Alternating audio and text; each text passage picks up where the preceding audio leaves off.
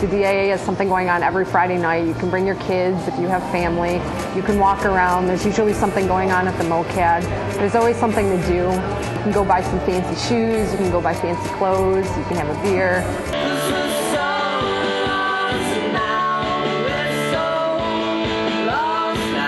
Anybody under the age of 37 gets an $11 ticket to select DSO concerts. And we've gotten a great response about it.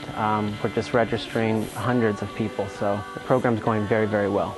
Like, it might be a hard transition to go from the DSO into here and have kind of a rock band going on. But maybe that'll be the interesting part about it. Memorial Day weekend will be the Detroit Electronic Music Festival. It brings people to Detroit that aren't from Detroit, and there's not too many events in the city that do that. The music was birthed here, and the talent that comes here is sort of like a pilgrimage in a sense. Well, she's high. She's high. We're at the Masonic Temple in downtown Detroit. We're here for a roller derby bout. We play in the drill hall. It's just a big open wooded floor. We have our track set down. It's just a really cool, different thing to do, and it just really brings people together. It brings something to Detroit. It's just different. You know, Detroit's obviously a very unique place, and I'm pretty sure that you're going to want to come back if you come.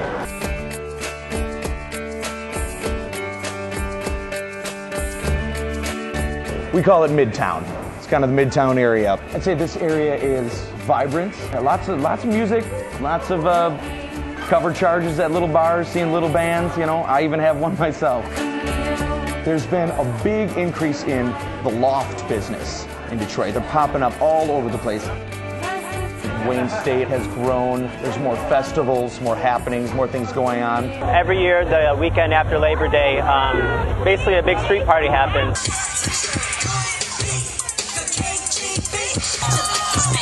All the people from the neighborhood get together and come out with all of their arts and crafts. 4 stages of music, all diverse. It's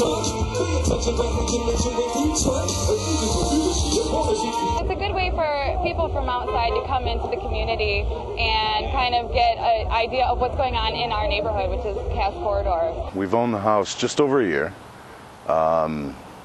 We decided to come here because you can't get this in the burbs.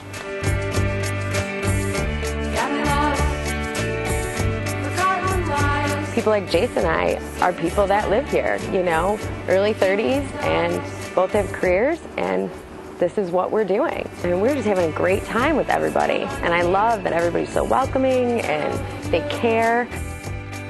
It's an incredible neighborhood.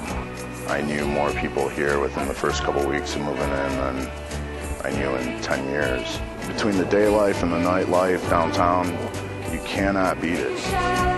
I live in Woodbridge. Some newer, young, hip landlords have come in through the neighborhood and either refurbished or remodeled some of the homes. And it's like where a lot of artsy people live, a lot of students, professors, a lot of entertainers and musicians live in that neighborhood. So it's perfect to culminate a creative environment. I chose Corktown and looked at all the different neighborhoods. I liked the closest to downtown. It's a 5-minute walk. I can walk to the stadiums, walk to Campus Martius, walk to the riverfront. You've got a good nightlife, a lot of restaurants and bars that you can walk to. I think it's probably one of the more walkable neighborhoods in the city.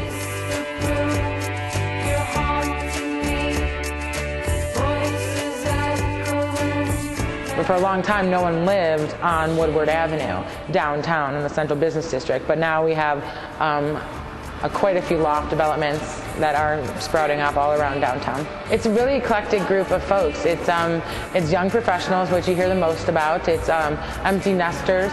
There's also families that live in this area with young children. The Riverwalk has really added to the amount of walkability and community, and it gives people another public space to experience their city and each other at the same time. I can walk to 150 bars and restaurants. There's really a slew of options. Obviously, the Detroit Breakfast House and Grill would probably be one of the more popular breakfast locations.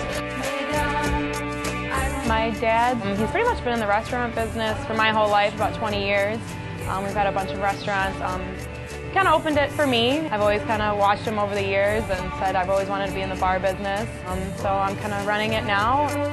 One day I thought to myself, I was like, what do I love the most? I love France, and I love, what do I love in France? I love crepes. So it just made sense. And I was coming from the downtown Y, I saw this location. And I said, this is it. And then everything just kind of unfolded from there. So that was back in April. This space was vacant for about 5 years. And I didn't put too much thought into it. And I just said, let me just call. Let me just check it out and let me see what would happen. And I called and it just worked out.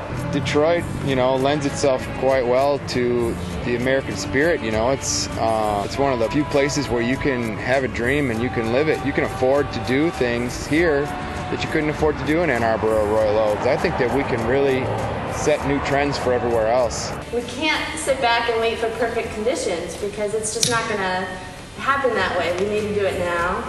We need some people to have that kind of courage to take a first step. And each of us can do something really small in our own way. This whole idea of someone needs to do something, and when are they going to do something? And I had the fortune of being with a real outstanding group of folks, non-Detroiters. We adopted this kind of mentality that if it's not here in Detroit, let's bring it, let's do it. I'm just meeting, people from all walks of life and just genuinely cool people. I love it. I love working in the city. I love, it being busy and, the hustle and bustle of it. I worked for the previous owners of another deli that was here. It was called F. McNally's. It's a pretty popular place, and I was their server. And they closed down, and I didn't understand why, so I decided that I would take it upon myself to reopen my own business. People come here for lunch from all over Detroit. We have artists and business people and mechanics and local people that are coming in from a lot of the industry that's around the neighborhoods here.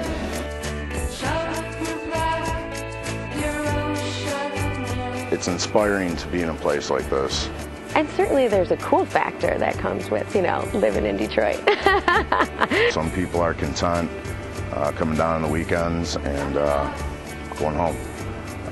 We just decided to stay.